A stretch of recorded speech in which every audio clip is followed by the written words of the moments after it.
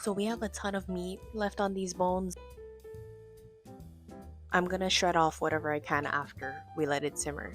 I've got my pot filled about halfway with water. We're gonna bring it up to like a simmer and then add in our turkey bones and all the juices also. Here I'm just cutting up some aromatics that I added to the broth, so some ginger and the whites of the green onion. And then you just want to add those in and then cover it up to simmer. I let this simmer for about an hour and a half. And I also added salt. In another small pot, I just added in some water and brought it up to a simmer to rehydrate our shiitake mushroom.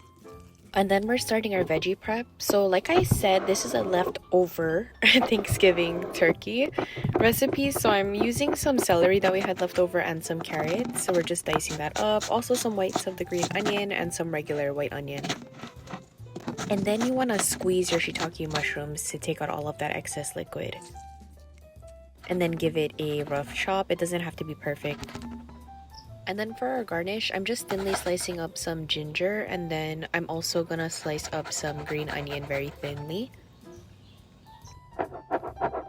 I saved the nice shiitake mushrooms, the ones that were whole, for my garnish as well. After an hour and a half, I'm just removing the turkey bones. It got so tender.